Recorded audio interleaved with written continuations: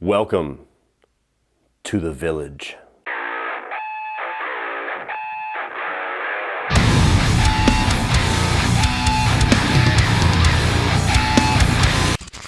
So Resident Evil 8 Village tells the story of Ethan Winters, who treks through a monster-filled village in order to find his kidnapped daughter. Well, the day is here. My most anticipated video game of 2021 is upon us. I have played through it one time. I beat it all in almost one sitting the very first day that it came out, and now I'm here to tell you what I liked about it, what I didn't like about it, and whether or not you should check out Resident Evil 8 Village. So setting the stage, who I am as a Resident Evil fan, I have been a fanatic of this franchise ever since the fourth game.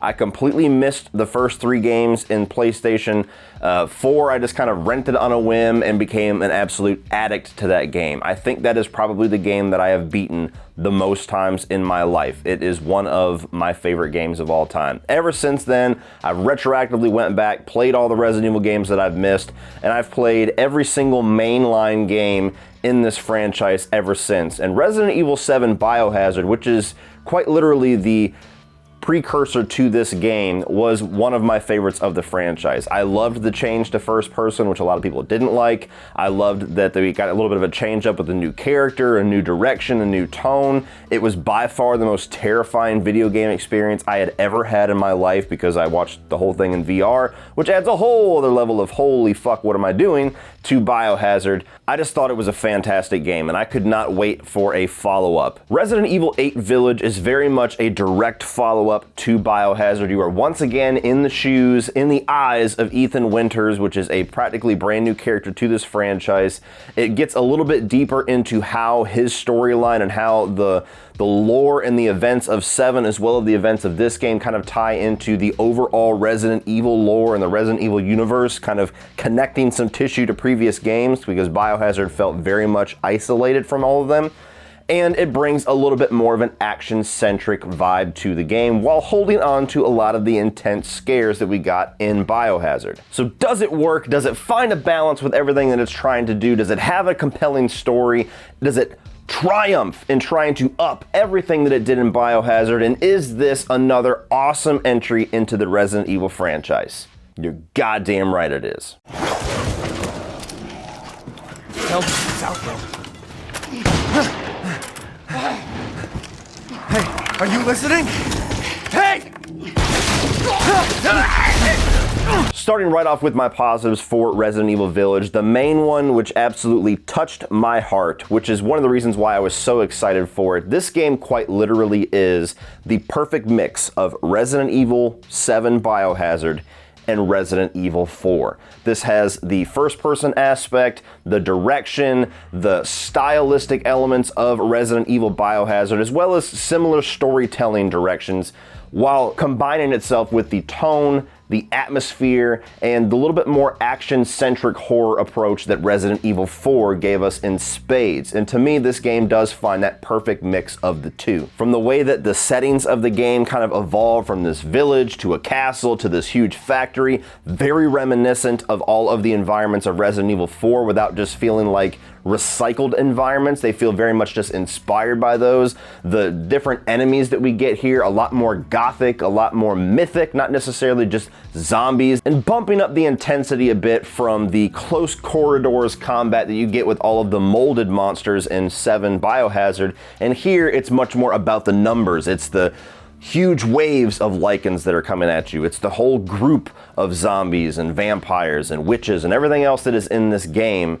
It's just kind of going for that more intensity side of horror rather than just bone-chilling, walking down a dark hallway, what the fuck is around that corner approach that they had in the last game. And for me, for a game to have excitement, to be fun to play, to be addicting as hell to where you immediately beat it and want to just jump right back into playing a second playthrough and unlocking everything that you missed in the first playthrough, that more action-centric, a little bit more fast-paced direction they have in this game does add to that. I also thought that the boss battles were a gigantic gigantic improvement over Biohazard. Now, Biohazard has a couple of good boss battles in it, but for me, that game very much peaks early on and just continues to get less and less interesting, creative, and exciting with the boss battles as the game goes through. This game pretty much takes that opposite approach. Every single enemy that you encounter here, from mini bosses to the actual storyline villains of this game, those huge boss battles, those gigantic cinematic set pieces, they try to outdo themselves with every single one. And for the most part, they do succeed in that. And not only do they try to up themselves, but they very much change up the direction of each of these boss battles. All of them are not just, there's a big ass thing, shoot it in the face till it dies. There's certainly some battles like that, but there's also some that kind of take a little bit more of a sadistic hide and seek approach. There's one that I'm not going to spoil that you get to man this machine. When you look at it, you're like, do I really get to play with this thing? And as soon as you start, you're like, oh, this is gonna be fucking badass. I like the fact that we got to know Ethan Winters as a character a little bit more in this. In the last game, it wasn't necessarily something that bugged me, but he never really felt like a mainstay character in the franchise. He very much just kind of felt like this blank slate that you kind of become this character. He doesn't really have a whole lot of personality. And aside from just this motivation to save his wife, they don't really ever flesh him out that much. They really actively try to change that in this game. They give him more personality, they give him more one-liners, they give him a little bit more personality to where he is interacting with not only Chris Redfield, but also the villains, and make him feel a little bit more like a character that has a place in the lore of this franchise aside of just that guy from number 7. And I do think that over time, people will start to warm more to his character because he's not the most popular in the world, mostly because of how he's utilized in Village. There's also a large focus on exploration in this game, exploring the village itself, which is kind of like a central hub to all the other maps in the world. You continuously find yourself back in the village, and every single time you do, there's more things to look at, there's more things to unlock, there's more treasures to find, there's more animals to hunt, and there's even certain segments of this game that you will have to actively seek out to find the secrets and the treasures that are there. The game's not gonna tell you, the game's not gonna point you there, it's not gonna hint at it. You just kind of have to feel froggy and go to that end of the map that you haven't been to before, and I love that. I love that exploration side of things that they brought to this, because not only does it add replay value, but it also makes the game feel more fleshed out. It doesn't just feel like this linear path that you have to stick on. It feels like that classic Resident Evil backtracking kind of amplified a little bit, and I really enjoyed that. I thought the game was paced incredibly well. It starts off loud and fast and intense, and once you start to kind of get into the storyline, each of these different villains, these different little chapters, these different areas of the maps all kind of have their own vibe, their own atmosphere, their own pace to them, and throughout the game, by the time you reach to the end, you really do feel like the game has this nice little pace of ups and downs. It doesn't feel like it peaks at a certain point and then you're just kind of meandering for the rest of it. It doesn't feel like there was this one awesome moment that the game never really reached that again. They have lots of little surprises and lots of little twists and turns along the way of how you play the game, and it was absolutely addicting. Like I said, almost one entire sitting, with the exception of me stopping to eat dinner, I beat this game all on Friday afternoon. Graphically, game looks incredible. It's definitely a next gen. I am playing on the PS5, by the way. It looks like a next gen game. The village itself and the castles and all these different environments are beautifully rendered. I think that all of the gameplay itself is very fast and snappy, and it just works really well. It doesn't lag at any point. All of the character designs, both with the creature and monster designs, as well as these villains. Chris Redfield looks awesome here. It all looks like really a lot of TLC went into making this look what is possibly the best looking Resident Evil game yet. Oh no! Ah, shit! Like I'd let you get away. That sucks. You'll be sliced to ribbons before you ever see the child. And going along with that is the sound design, which was incredible. I played this entire game with my headphones on. I was streaming the entire time, and that is the way to play it. That is the way, with noise-canceling headphones, with the lights off, totally engrossed, and noises from lycans roaring to call all the rest of their friends to come fuck you up, to voices in the hallways when Lady D is chasing you through this castle, to the interworkings of this factories, to a segment in this little house where this baby is chasing you and all you hear is these little faint whines and cries. It's stuff that will chill you down to your bone. That is one of the most important aspects to a survival horror game, is sound design, and once again Resident Evil knocks it out of the park. And finally, what are you buying? I love the fact that we get a merchant again. It's not the same merchant, although he does have this really cool, cheeky throwback to the game in the fourth game, which I loved. I just smiled ear to ear whenever he did that. But you get that element from Resident Evil 4 back again, where there's this guy that just shows up in random places in the game with no explanation how he's there, and you can buy new weapons, you can upgrade your current weapons, you can buy consumables like health and bullets, you can even do this new element where you bring him animals that you have killed, and you can fashion together these recipes to upgrade your character. You bring him some meat, you bring him some poultry, you bring him some fish, and if you have the certain amount of numbers of these different meats that you need, you fashion them together for this dish, and all of a sudden your health is increased for the rest of the game, or your speed is increased, or your defense is increased. It was a really cool and unique new element that they added to this that just fits into this game. It doesn't feel like it's shoehorned in. It feels like it fits when you're in this village and there's pigs running around. You're like, well, the lycans aren't going to eat you. I guess I will. Moving on to the mixed aspect, the main one here for me is that the developers even said they tried to tone down the scares a bit. They got a lot of negative feedback from certain people on Resident Evil 7 Biohazard that it was too scary, that it was too intense, and people couldn't get all the way through it. So they purposely dialed that back a bit and kind of paced out the scares more and made it a little bit more intense for the action side of horror, similar to Resident Evil 4. And while I do think that that serves this game well, and while I do think that it's very fun, it is very engaging and exciting and intense, I seriously missed that feeling of dread that I had in Biohazard. I don't even think this is half as scary as Biohazard was. And I'm not even counting in the VR side of it. Just as a game, Biohazard was terrifying. Village has moments that are terrifying, but as a whole, it's not one of the scariest Resident Evil games. Now moving into the negatives, this one's a nitpick, so I'm gonna get out of the way first. It annoyed the fuck out of me that they never showed what Ethan Winters looks like. To me, it was almost forced. Like, okay, the first game, he was an empty shell. I don't even know if they were really planning on putting a whole lot of development into his character. He was just a vessel for you. I get it, it didn't bother me. This game, there is so much more to his character to where you want to see what he looks like, and there are pictures out there if you want to go search up what Capcom says that he looks like, but in game, there's numerous cutscenes where it would make logical sense for his face to be there, but it's always obscured, or he's face down, or his hair's covering him, or the shadows are there, and it's like, why are you hiding the main character?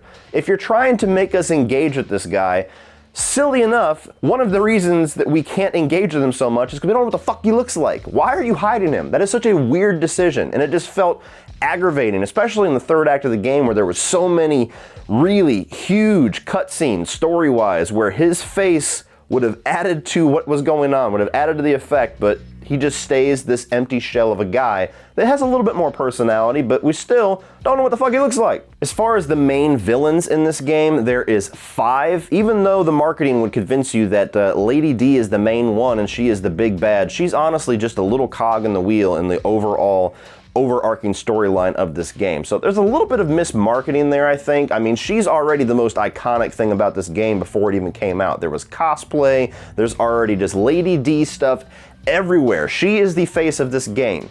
She's about that much of the game. So if you're coming here thinking, I'm gonna fight that bitch all the way to the end, it's gonna be crazy, it's gonna be intense, manage your expectations, she's not gonna be around very long. And part of the reason why that's a little bit of an issue is because of all 5 of the villains here, only 2 of them genuinely stand out. They're all interesting in their own way, and they all have kind of this little change up of the gameplay, and I do think that most of the boss fights, with the exception of one that I'm gonna talk about, were very fun. Story-wise, character-wise, iconic character-wise, there's really only 2 characters that are gonna walk away with this game. That's Lady D and that's Heisenberg. You're goddamn right. The other 2 people that are kind of like the mini bosses have no personality, little to no story, and they're just kind of another thing that you have to get through. And the overarching main villain of this game, while they do their best to kind of tie her story and her lore into the overall Resident Evil story and try to make her fit a little bit more into the long gestating origins of Resident Evil and Umbrella and all these things that have been kind of going in a million different directions ever since the 90s, she's not the most standout villain. And much like Resident Evil 7 Biohazard, I think that the final boss battle of the game is the weakest by far. Now, the final boss battle of this one is much better than the final boss battle of Eve in Biohazard, but still, if you watched me on Twitch, you saw my frustration to where I was having so much fun on all these boss battles, and then I got to the last one and it was just like, this is all you got for me? Just shoot this thing in the face until it dies? That's not a good creative way to end the game. That's where the boss battles really took a dip for me. And my final negative is something that's going to be 100% subjective. I played this on standard difficulty. I usually do that with Resident Evil games. I play the first time through with standard to have fun with it and have this very balanced difficulty, and then I go through on hardcore and I get the trophies and experience it the most extreme way that I can. The standard difficulty of this game is way too easy. I flew through it, with the exception of the final boss battle, only because of ammo scarcity, and one segment in the game where I kept having this platform fall out beneath me in this river because I was timing it wrong. I really only died maybe 2 or 3 times throughout the entire game, aside from those 2 spots. And that's pretty damn easy. I'm an experienced player, but goddamn, I mean, that was typically what I would expect like a medium difficulty to be. So if you're somebody that likes a challenge and you're a very experienced Resident Evil player, you might just want to jump right into hardcore, to be honest with you. But with all that being said, guys, I absolutely loved this game. I cannot wait to jump into it again and start trophy hunting and experience this in hardcore and uncover all the trophies, which was one that I did not get on the original playthrough.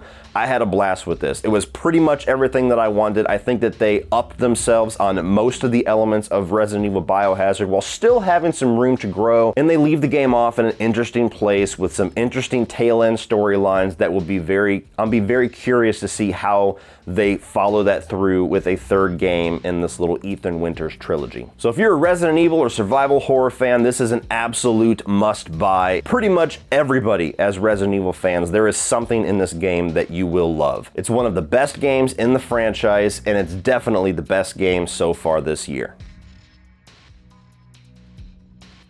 So what do you guys think of Resident Evil Village? Were you a fan of Biohazard and loved this even more? Or were you a fan of Biohazard and didn't like this at all?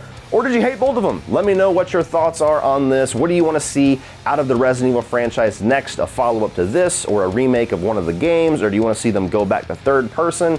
Let me know all your thoughts, Resident Evil fans, down below. Here in probably next weekend, to be honest, I'm going to be doing a couple more Resident Evil rankings. I got a collab lined up. We're going to be doing Resident Evil games re-ranked, and I'm going to also add Revelations 1 and 2 to that ranking. I'm probably going to be doing my favorite characters, my favorite boss battles. Expect some Resident Evil content over the next couple of weeks. So thank you guys for watching. Like and share this video. Hit that subscribe button so that you can check out all of those future Resident Evil videos. And I have past rankings that you can check out too. And remember, guys, opinions are like assholes, but that doesn't mean that you have to be.